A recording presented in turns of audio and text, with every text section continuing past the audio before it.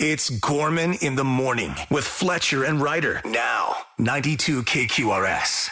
Gorman in the morning, Minnesota's 92 KQRS. It is Tuesday, the runt of the week, no more. Yeah, that's fair. You know, I mean, no, I'm not going to let you say Tuesday's a day we can overlook. By God, we're here, and we are, I almost said we're here and we're queer. I was on a roll. Well, wow. We are. In the grandest scheme of things, sure we are. Yeah. Don't tell me, don't box me in, Jack.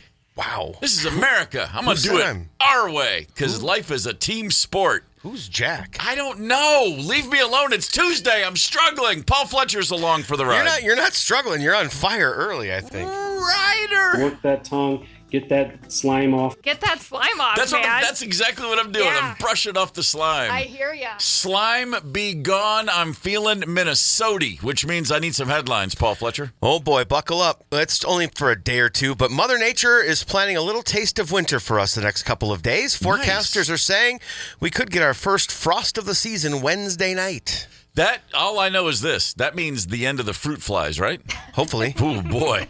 Yeah, they're in force. We've eliminated them for the most part, but yeah, they're in force. Fun fact, I walked into the home yesterday from work, and the first thing I heard my wife say is, "I am so sorry." I'm like, "What?" She's like, "I forgot I put some potatoes on that shelf where the pots and pans are, and I just found them, and and I can't even tell you what they had turned into, but we figured out where all the fruit flies were coming from."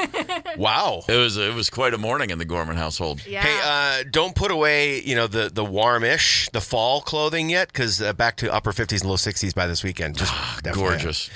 Thieves carried out a bold daytime robbery at the Louvre in Paris on Sunday, stealing priceless Napoleonic jewels within minutes. Officials said the group used a basket lift to reach a window. They forced entry and smashed 2 display cases in a 4-minute operation. The theft targeted France's royal collection, took place just about 250 meters from the Mona Lisa. Suspects then fled on scooters. Police closed the museum for the day and launched a forensic investigation. Am I the only person who, when you say Napoleonic jewels, I think micropenis? Is that just me?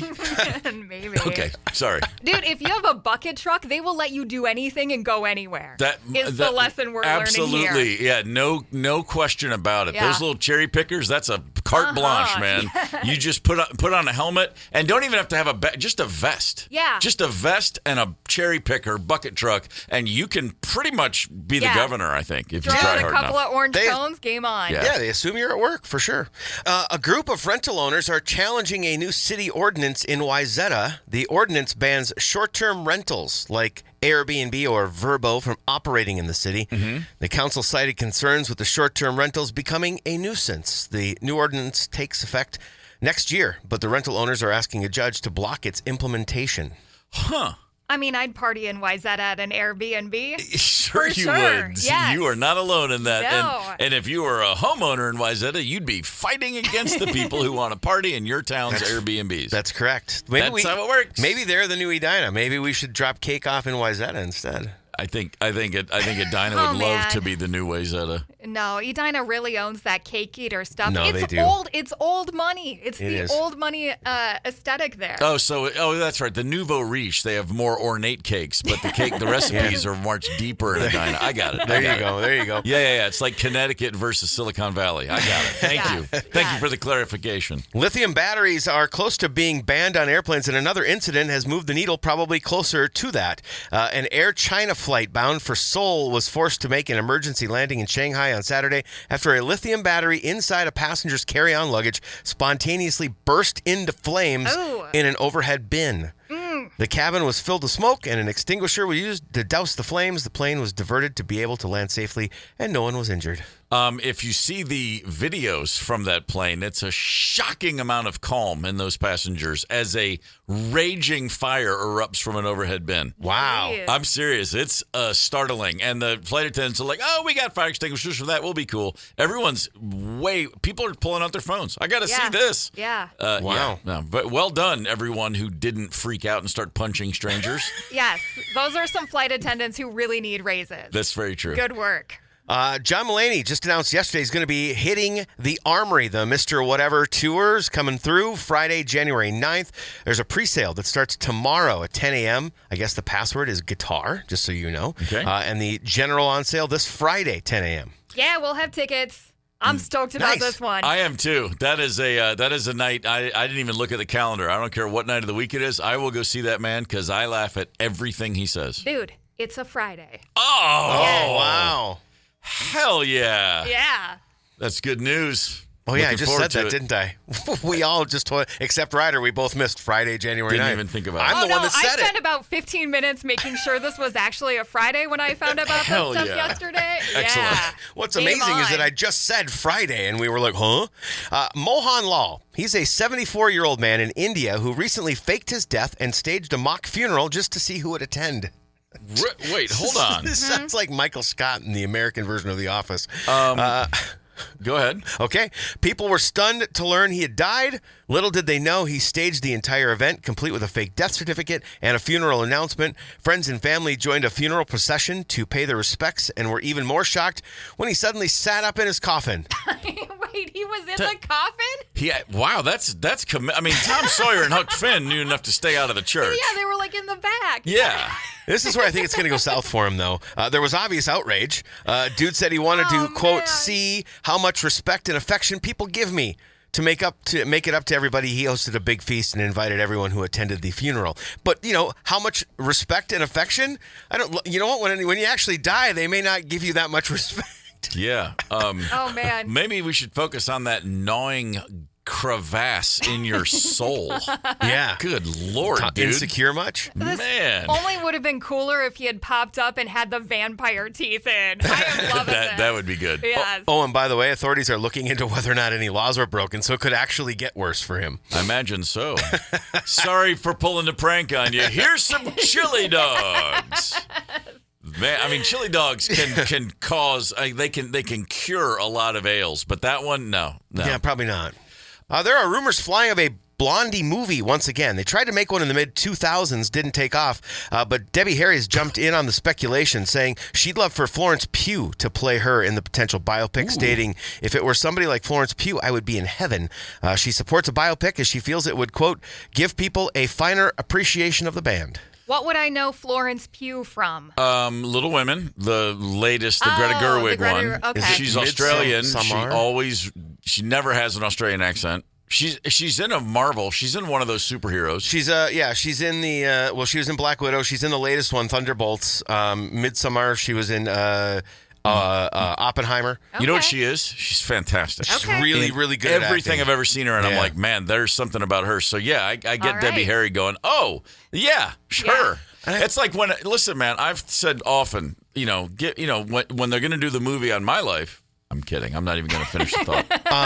I think Florence has the swagger to be like not just the acting chops, but also has a bit of punk rock swag to her that would work for that. She's Australian. Debbie Harry, just cast the entire movie. You know what? like she That's would do exactly well at right. this. Yeah, that's pretty badass right there. By the way, Blondie's set to release a new album later this year. Still, first since drummer Clem Burke passed away.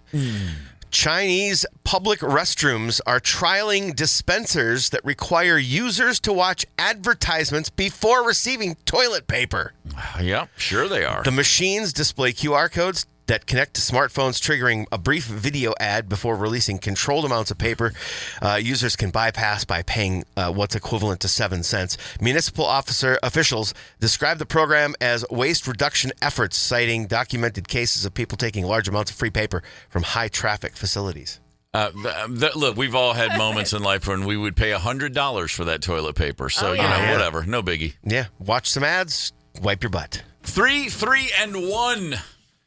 It could be worse. That's the Wild's record right now. 7 games into the season. A win last night in the Garden over the Rangers. Yeah. By the way, the Rangers were the first team in NHL history to be shut out in their first 3 home games. Yeah. Oh, and it took them all of 57 seconds to score against us. So that streak ended, but we turned it right around. Brodin got a nice goal to level things off, and then in the third period, as a 1-1 tie was just winding down, the good news is you're off Finally, the young lad. Danila Yurov. Yurov steps in. Saves Shesterkin. He goes down, rebound. Yurov scores! His first in the NHL. There you go.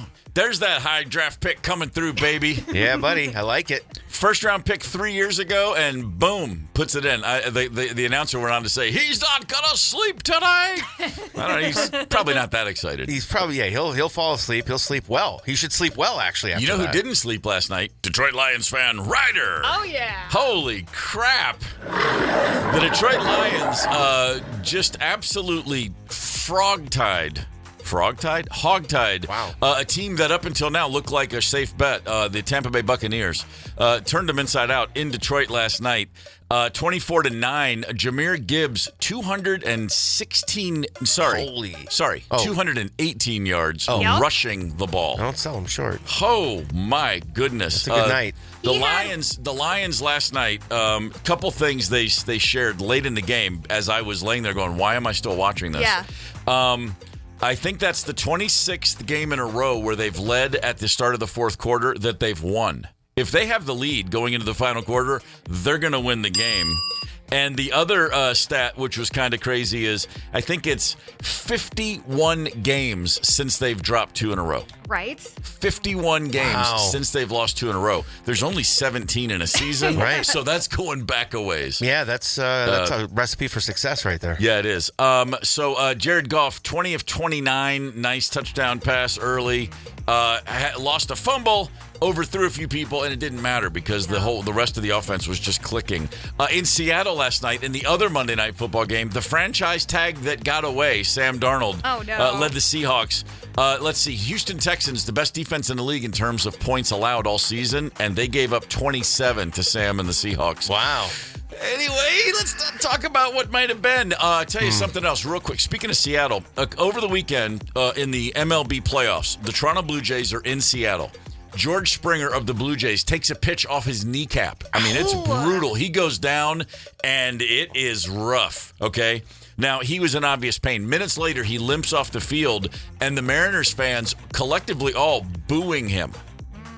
After the game, people in the Blue Jays organization are like, man, that is awful. I mean, they were really taking the fans to task. What is wrong with you? The guy just took a pitch off the knee. Yeah. Well, he played last night in Game 7, and with a 1-1 game in the 7th back in Toronto, George Springer, he of the sore knee.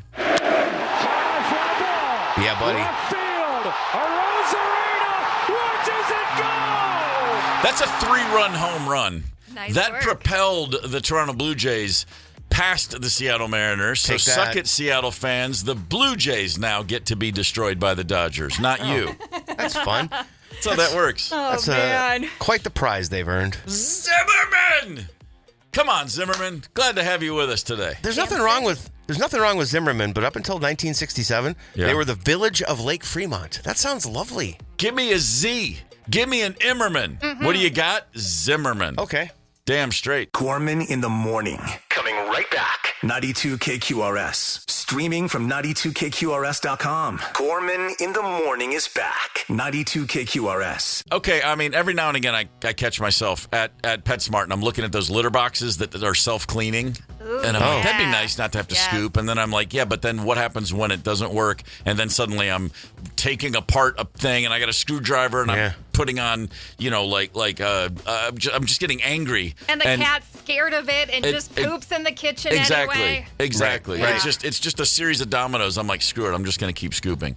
And so, I'm just that occurs to me as I realize that the Kohler company, the sink, the faucet, the bathroom fixture company, Kohler. Okay. We've all, they make everything. Toilets, faucets, you go to Home Depot or Lowe's or wherever and it's like there's tons of Kohler stuff. Fine products. Yeah, they've got a new little something that it's taking that idea of a self-cleaning litter box to a whole new level because, A, it's not for your cat, it's for you. And it's not so much self-cleaning, but more self-analysis. It's basically, what if you had Freud in the toilet with you? Well, not Freud, but your medical doctor. This is what I'm trying to say.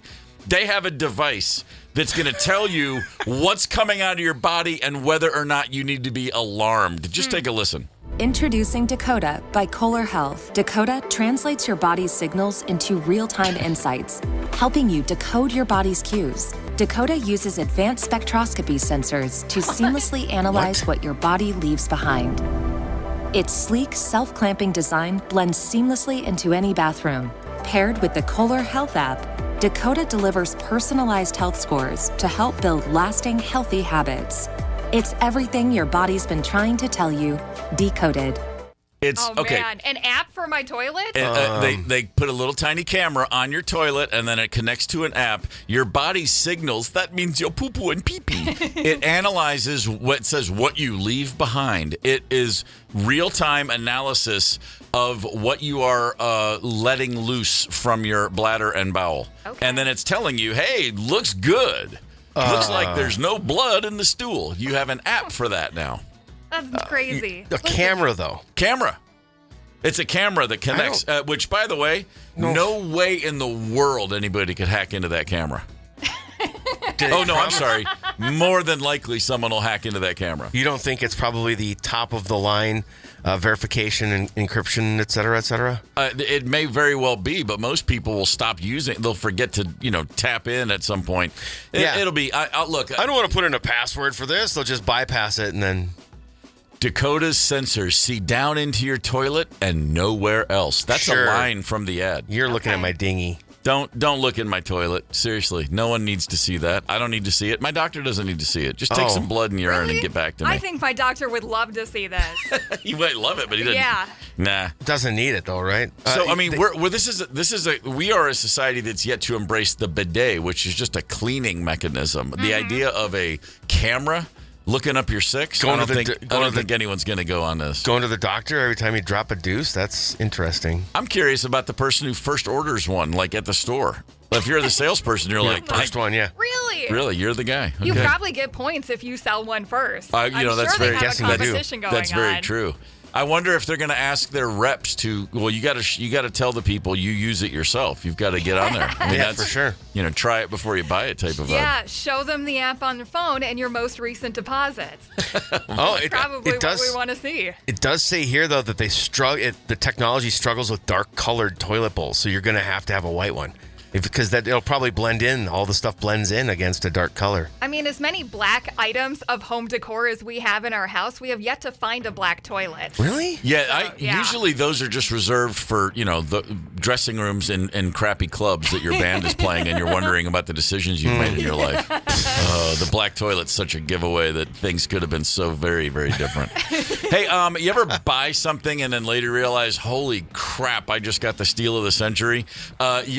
A woman did just that. Ahead of Halloween, picked up a little something she thought was just a mask. Oh, but it was not just any mask. Give us 5 minutes and 2 songs. Gorman in the morning with Fletcher and... A woman in California went into a thrift store and saw a mask ahead of Halloween for $5. It turned out to be one of an old school, the ghost face mask that was used in the Scream movies. It was an original one from the 80s or early 90s. Yeah. Put it on eBay. Having no idea what it really was, and it went for over $700 because people recognized, that's a real one. That's a good markup. That's a pretty good markup right there. Looking back on things that we had as kids, masks, toys, sporting equipment, anything that you had, you go to eBay now, and it's devastating. I am looking on eBay at one Hot Wheels Redline Rare 68 Custom Cougar. It is up for $549. One Hot Wheels car. Wow. The Hot Wheels collection at the Gorman house in the early 70s, I shudder to think what I could get for that collection right now had we just done the smart thing and never unwrapped a single one of them. Right. That's many, many, many, many, many thousands of dollars. I have the Star Wars toys. That's my fallback because those were. I've got a Millennium Falcon right now, which is Han Solo's ship that he flew. Sure. That's in so condition. I could probably still get some money for it. But all the stuff that I had, and we're talking the old Kenner stuff, the OG, the original, late 70s, early 80s stuff. I mean, truly, my kids would be in college and have retirement money. I mean, it'd be absurd. Ryder, anything? Fletcher will probably know this one. I think that those Dayton Santa Bears from the late 80s, early 90s. I have one of those. Oh, really? Wow. Yeah. I think that they go for a decent amount of money if they're in good condition. Not like retirement money, but like, a nice evening at the bar watching the Lions game type money. Yeah. So, Is yours in good shape? Yes. Nice. Yeah. Dayton Santa Bear. I'm looking at them right now. All right, fair enough. Maybe one rainy day. I also logged a lot of time on the old Atari. Oh, sure. Okay. River Raid, Kaboom, like, oh man, we those had are fun days. we did of course have Rock'em Sock'em Robots, and an untouched original Rock'em Sock'em is pretty good on eBay these days. Okay. But the Hot Wheels set, really, that's the one that I go back to because we had so much track, and we had the little the track would run into the little machine that propelled them to go, moved them faster. They had the battery powered roller things. Christmas Day 68 or 69. We got a big set, and my dad and my oldest three brothers set the track up, and this was a gift from Santa to Dave, Doug, and Steve, the three youngest boys. We didn't touch it for hours. They wouldn't let us near it. What? My dad and my older teenage brothers were like, this is the coolest thing we've ever seen. I mean, it was the whole thing. We're like, can we please play with our... Like, hang on, we're making sure we got it set up right. Yeah. And they were blown away by it. You should. That's violence is required there. It's brutal. We got a text already. Mouth.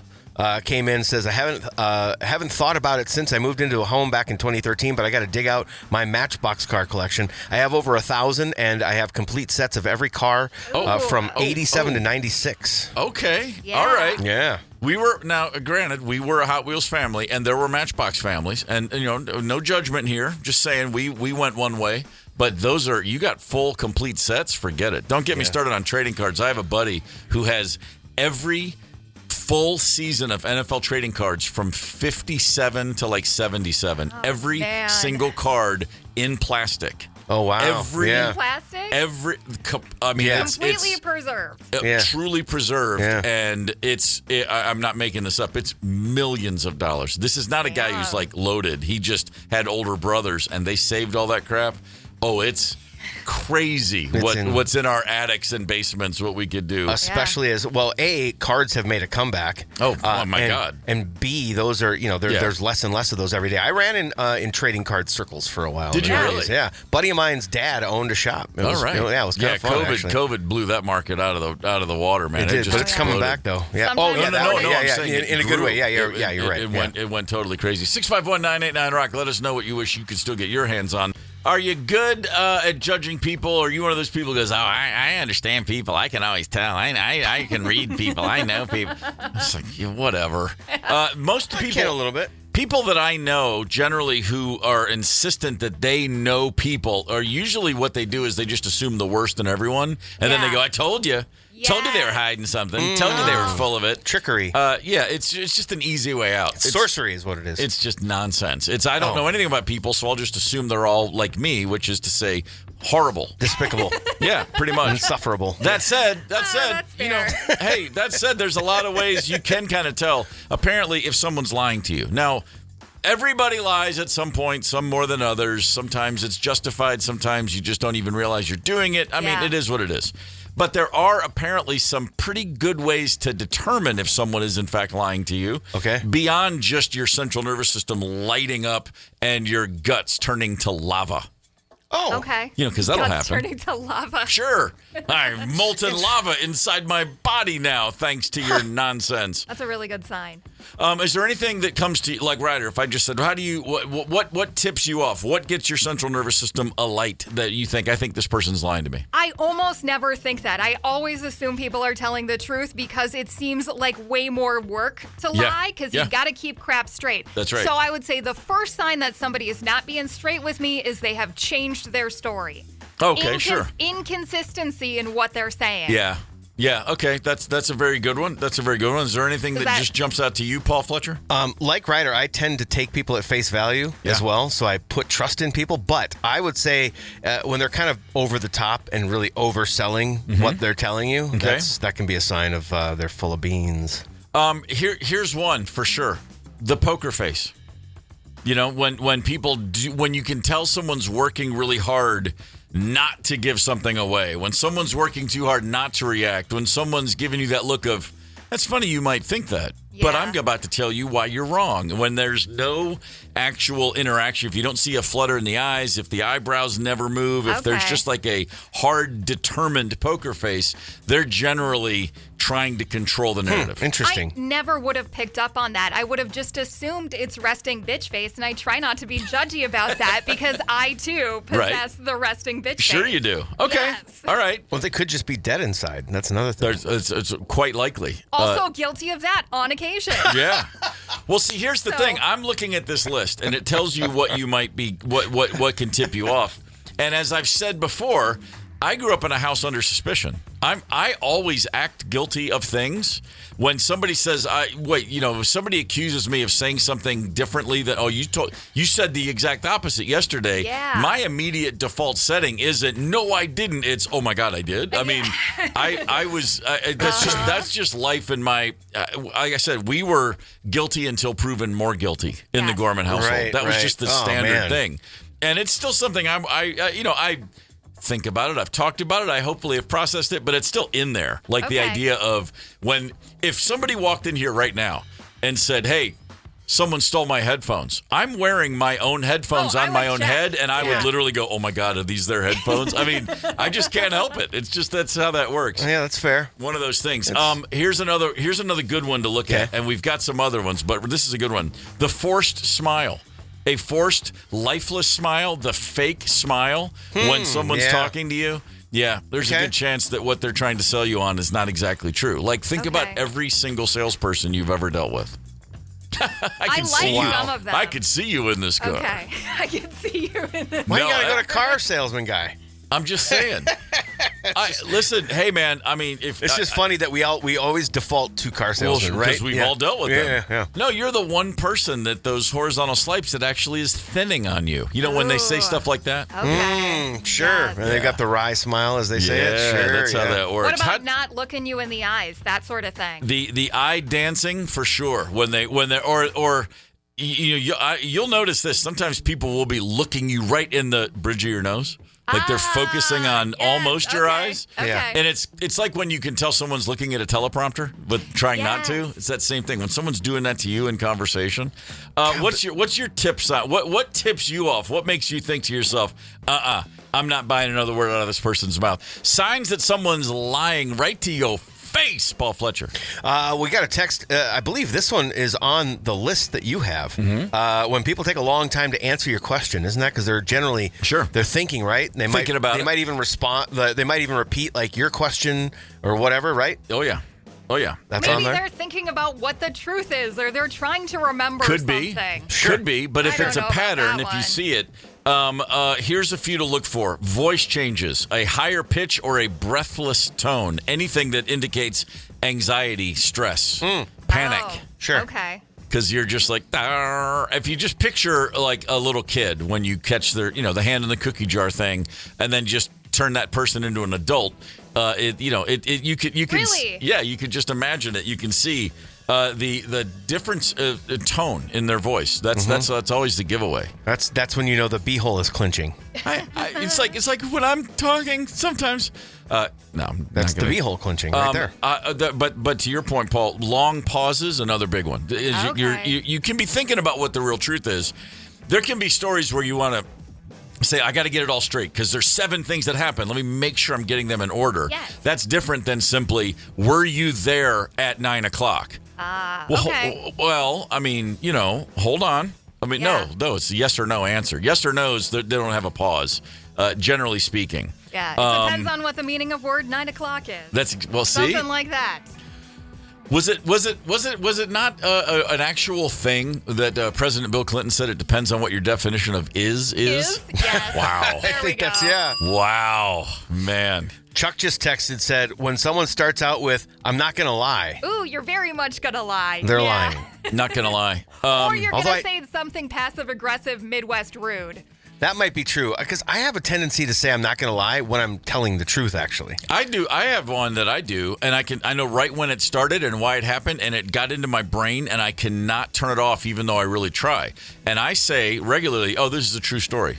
You do? Yes. I do, and I'll tell you why. Because there's a great honky-tonk band called BR549. Okay. And they toured with my former band in the 90s, and they were one of the great, true, real country bands of all time.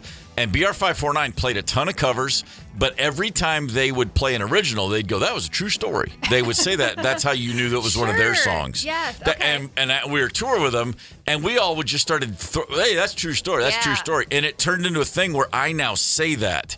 And it's 30 years of me telling. The number of times I almost say it is 10 times more than the times I do say it. Sure. And I hear myself say it, especially on air, and I'm like, oh my God. And it goes back to a honky-tonk band using that all the time and me starting to make fun of them, and now it's in my head. We have stand-up comedians in here a lot. And during stand-up routines, you'll hear a comic say, this is a true story, a lot. And I think it's to emphasize that, no, this is actually... Yeah. This part's not false. This is actually true. So, I do say it when I'm about to say something that I know sounds unbelievable. But the point is, I don't ever have to say that if I'm not being one of these lying liars who's telling lies. I don't need to say it. Fair. All right, here's the top of the list, and this one I've seen people talk about this. If a person looks to the right, to their right, a lot while speaking, it means they're making stuff up. If they're looking to the left, they're trying to remember. Really? That's I've heard it the opposite way, too. Is it the opposite way? I don't remember. That's such a complicated one. Well, is it my right? I've got a great solution. None of us should ever remove our sunglasses. What is this, the National Poker Tour? Or? I love my aviators. By the way, this is another true story. I've noticed this when I'm around rock bands. When you're around a group of people that are together all the time, and bands are like packs of dogs, you sniff each other right away. Yeah. You can tell the level of misery in any band by how many of them are wearing sunglasses. I'm not kidding. That's the greatest telltale sign. Next time you're backstage or hanging out on a bus or near your favorite band, if over half of them are wearing sunglasses, they all hate each other's guts. Make no mistake about it. Wow. All right. Gorman in the morning. Coming right back. 92 KQRS. Streaming from 92KQRS.com. Gorman in the morning is back. 92 KQRS. Echo and the Bunnymen are coming to town June 19th at the Fillmore. And we want to give away tickets. And we're not just going to give them away. You got to earn them. And you got to earn them by winning a game we call WTF, Wisconsin, Texas, Florida, Fletcher's edition. So what that means is Fletcher's going to play us 3 clips of audio from news stories. Yeah, I am. These situations went down in either Wisconsin, Texas, or Florida. WTF. Doesn't mean that there's one for each. It could be all 3 from Wisconsin, could be 2 Texas, 1 Florida. Any assortment, any combination can win the game. So we're going to listen to these. We will weigh in, but then we'll submit to you, the listener. We'll ask the first person to get all 3 correct on the call wins the tickets. Long story short, there it is. Bing, bang, boom. Done. Let's get to it, Fletcher. What have you got for us? I'll tell you what. We're going to start. I had no idea, but palmetto berries. Once upon a time, were quite valuable. So much so that people get themselves in trouble. 4,000 pounds of palmetto berries piled up on a trailer.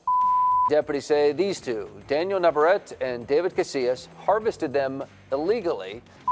Megan Myers is explaining why someone would want to get their hands on all those berries, even if they're breaking the law. There's somebody that is there willing to pay them for small palmetto berries, and that's what is the immediate driver of the illegal harvest. This duo spent their Thursday night berry picking. Deputies say altogether, the berries inside these bags are worth $5,400. Dr. Jay Horn, an assistant professor of biological studies, says early studies showed these berries could possibly help with health issues. So people wanted to buy the extract. Subsequent studies have actually shown that really there is no health benefit, yet there's a market for these herbal supplements. And these two didn't have permits or permission to be on the property where they were picking. As deputies were responding to the area, they jumped in separate vehicles and sped away, eventually coming to a stop. Now they're both facing charges for grand theft, fleeing law enforcement, trespassing, and harvesting an endangered plant without a permit.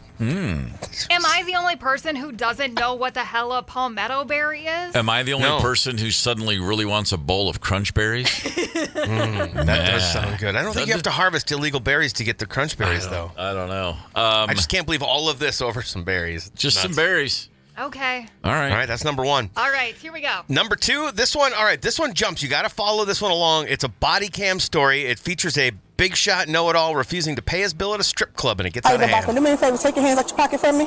Sure. That's okay. What's going on?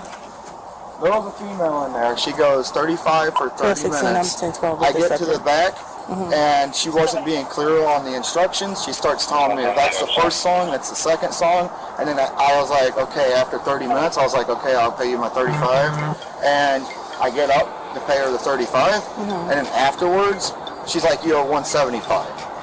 I was like, that's not what I agreed on. That's not what we negotiated on. Okay.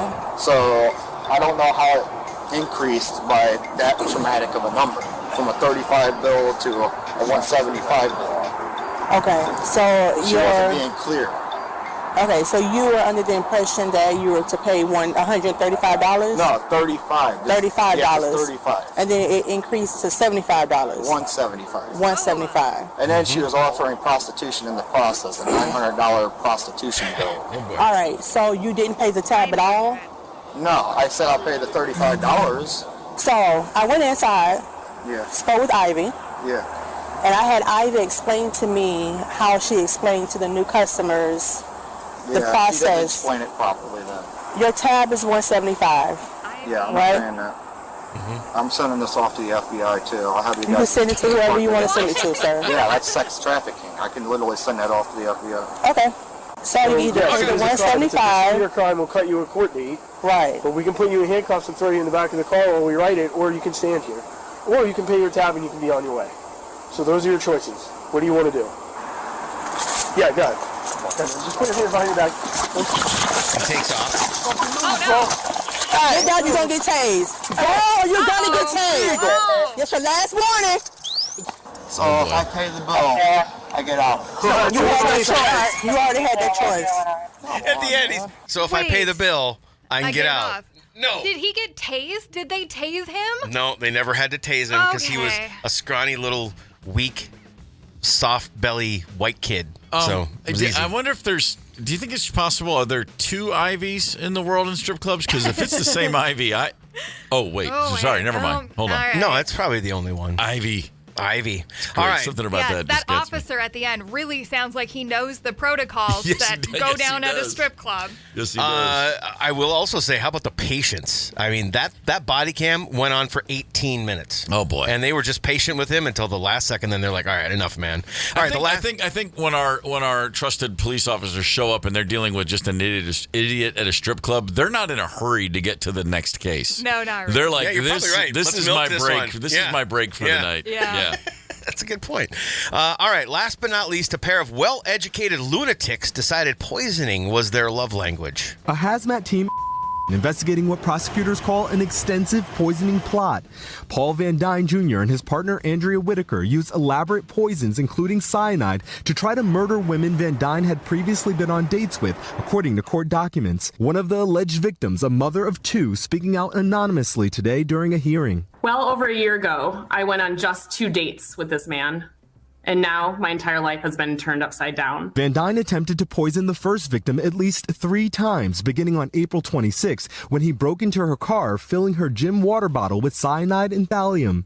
Then on May 4th, they say he put a toxic and corrosive gas in her trunk. How close was this to becoming deadly? Our victim got hospitalized. She currently still is in a wheelchair. They had to fly in an antidote out of California for the poison that was used. Investigators say Van Dyne tried to poison a second victim soon after, breaking into her car twice outside of a Costco. The woman told police her mouth felt funny after sipping from her water bottle. Police say they started tracking the pair, a Princeton-educated engineer and a pharmacy student, arresting Van Dyne Sunday near the home of one of the women after he placed a trail camera pointed at her house to surveil her. Creepy. Van Dyne and Whitaker now facing charges including attempted first-degree intentional homicide and stalking. A judge today setting Van Dyne's bond at $10 million. Today, his alleged victim says she's terrified and no longer feels safe in her own home. The truth is, I barely knew him, and yet he and his accomplice decided that I should die. That she should die. Damn. Yeah, that one's hardcore. Man. Yeah, that one's hardcore. Van Dyne from the Dutch for, are you serious, dude? Get some therapy. She dated me twice. I'm going to kill her. Yeah, right?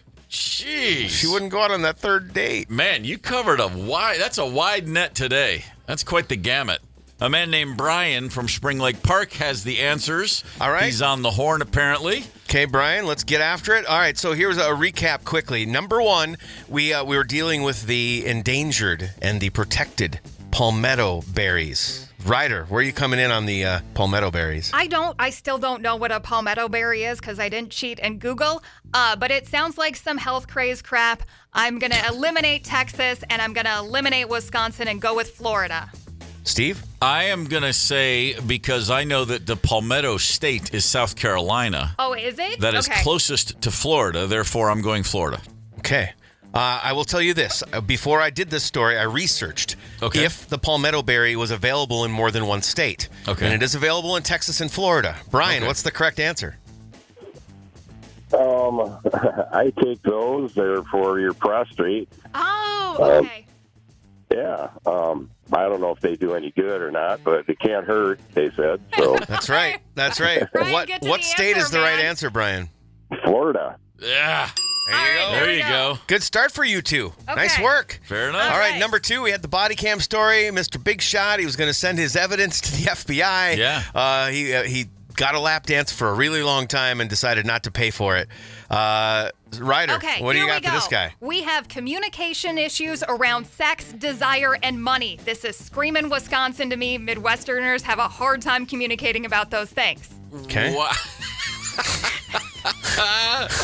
Man, I say I call them like I see them. I hear sex, money, prostitution, strippers, and I think about the Dallas Cowboys, and so therefore I'm going to say Texas. All right. These are fine guesses. Brian, give them the bad news.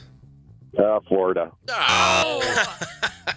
Gosh. Good call on that Texas thing. I just finished that Cowboys documentary. Yeah. It is fantastic. It is. Nice work, Netflix. Kind of have like a little bit of respect for Jerry Jones as an owner now, though. The heart, the blood, sweat, tears. I mean, he has worked his tail off. No? All right. All right. Fair enough. Last but not least, maybe the creepiest story we've ever had. Gotta be. On WTF. A pair of well-educated lunatics deciding, poison really was their love language, apparently. Ryder, what'd you come up with? Again, relationship communication issues. Somebody dropped the phrase trail cam, so I'm saying Wisconsin. I'm with you there. I thought about somebody who's not in touch with his true feelings, and just the name Van Dyne. The Van. There's a Mason-Dixon line for people with the name Van, and they stay north of it. So I'm going Wisconsin. Oh, all right. The Germans. The other thing too is the sheriff they talked to was like, "Oh yeah, you betcha, sure, yeah." Mm-hmm. Brian, what's the answer? Yeah, you got to watch yourself in Wisconsin. Always, Brian. There we go. Well done, Brian. You're going to go check out Echo and the Bunnymen, sir. So Steve and I tied? We tied. Ugh. We tied, Brian. Congratulations, my man. You'll have a good time at the gig. There you have it. Fletcher's edition, Wisconsin, Texas, Florida. Gorman in the morning. Coming right back. 92 KQRS. Streaming from 92KQRS.com. Gorman in the morning is back. 92 KQRS. Hey, tonight, 6 p.m. at Fan HQ Ridgedale Center in Minnetonka, Tony Oliva and his son Rick Oliva will be on hand meeting fans and signing Rick's new book. It's a children's book based on the incredible life of his dad, Tony. It's called No Hey Problema, and both gentlemen join us on Gorman in the morning. To the Olivas, good morning. Thanks for joining us. Good morning. Tony. Thank you, guys. Yeah, Tony, it's a real pleasure around this building when the word got out that you were going to be joining us. Just smiles across the board. Everybody is just your name brings up such joy and so much warmth. Has it felt like that since you arrived here 60 years ago, that Minnesota was home? Oh, yes. Minnesota is my home. I love the people here. The people here think a lot of me because You know, every time I go to the club or go to the place, you know, the people come and say hello to me, and that means a lot to me because I love Minnesota since I've been here already for 65 years, and every day it's better and better and better. I like the people here more than ever. It's beautiful. This is my second home. My home first because I born was Cuba. I love Cuba. But I love Minnesota, and the people of Minnesota here have been so nice to me and my family. Yeah, and I never forget that good stuff. It's an incredible story. You know, it's tough for a kid in the early '60s from Brainerd to move to the Twin Cities, much less Cuba.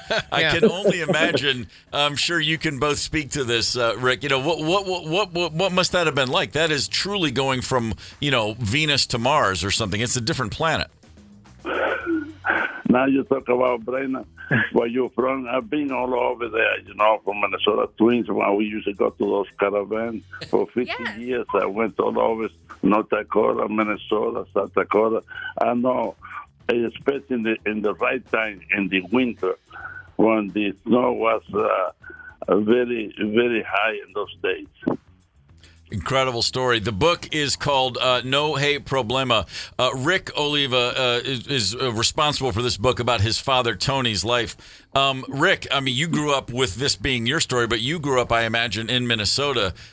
You got to have memories as a kid when your dad is such a beloved member of the community. You probably felt like, you know, life was pretty cool. Yeah, you know, so when I was growing up, I never had a chance to see him play. He retired in 76. I was born in 75. And so I never got to see him play, but I was around when he was coaching. And so I got to go to the Metrodome and hang out with Herbeck and Kirby Puckett and Tom Brunansky and Juan Berenguer and all those guys of that era. And so it was fun. You know, as a kid, I didn't realize that, you know, not everybody gets to go take batting practice down on the field. Shag fly balls, you know, when Dan Gladden's hitting bombs out into center field. You know, like not every kid gets to just go do that. So to me, I didn't appreciate until I had my own kids how special my childhood really was. Did you pick up the bat and glove? Were you a bit of a player yourself? I did, and I played through high school, but then my passion became music. Right. And so I actually tried to become a rock star. I'm still working on that, by the way. So, you know. It's never too late. I've made $35 so far on Spotify in the last 7 years. So, you know, we're getting there. But yeah, so my baseball dreams ended as soon as I graduated high school. Yeah, I played a bit. Almost everybody's made $35 on Spotify unless you're Taylor Swift, so it's fine. That's pretty much it. So this book, obviously more than just the old standard line labor of love. I mean, but you grew up here. I'm sure the story of your dad's life, and as we said, starting in Cuba, this an amazing journey. The word is he showed up here with his brother's passport, for crying out loud.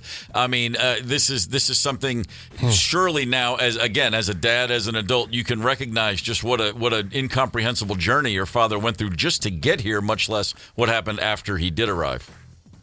Yeah, so he grew up in the middle of the country and out in the middle of nowhere in Cuba. A scout saw him. He didn't even own a baseball glove or baseball bat. We talk about that in the book. And so when he came, his dad had to trade one of his family's pigs to get him a glove so he could come to the United States. And anyone that grew up on a farm would appreciate if you're trading the pig, you know, that's your family. You know, not only is your family going to have enough to eat, right? Yeah. So his dad traded a pig so he could have a glove and come here. He was released. He came to the tryout, was released from the team, and all the things that he had to do to kind of work his way back into the team, and all the challenges he faced. His story it's just an amazing story, and it's really inspirational, which is what really drew me to write the book. I initially had the thought for the book when my kids were born, and I was reading a lot of other children's books, and I said my dad's story would fit perfect into one of these books. And so here we are, 20 years later, after my first child was born, I finally got that book published. A little bit too late for him, but maybe his kids will like it. Sure. Tony Oliva and Rick will be at Fan HQ, Ridgedale Center, Minnetonka. That's tonight at 6 p.m. Signing the books, meeting fans. The book is called No Hay Problema. Gentlemen, we are so thrilled that you took the time to give us a call. We wish you all the best with the book. It's a real honor to have you on the show. Thank you so much. Hey, thanks for inviting us. We really appreciate the opportunity to speak with you this morning. Thank you, guys. Thank you. Thank you, hope Tony. to see you soon again. Thank you very much for doing that for us. Of course. Thanks, Tony. Thanks, Rick. Thank you, sir. Wow. Amazing. It's that is really it's what I said earlier. Everybody just lights up at the sound of just the guy's name. You're just like, oh my God, really? Dude, I'm getting him on the phone, and Rick says hello, and I say, hey, can I hear Tony to make sure we can hear him? And he says, hello, I'm here, darling. And my heart exploded with joy. I mean, he could sit and read a recipe book, and I'd sit and I'd listen. It was amazing. It's incredible. Yes. What a life. What a great thing. And the stuff we take for granted. My God.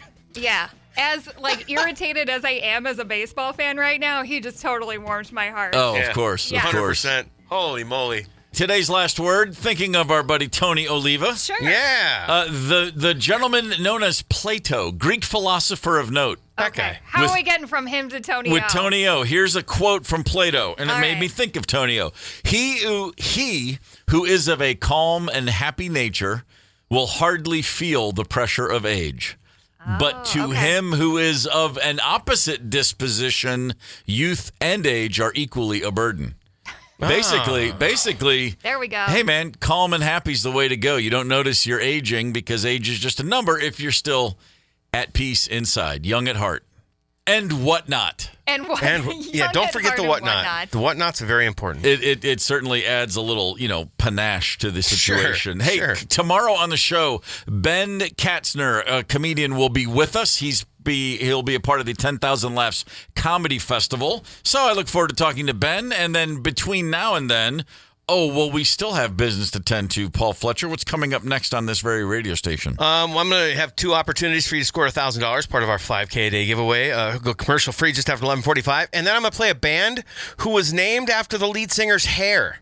You can figure that one out if you think about it for 2 seconds. I'll just say this. She was blonde. I was going to say Blue Oyster Cult. Okay, that's it. Gorman in the Morning. We're back tomorrow. Have a great day on Minnesota's 92 KQRS. Gorman in the Morning is also Gorman on the go. Get the 92 KQRS app and stream live or catch the Gorman in the Morning podcast anytime. 92 KQRS.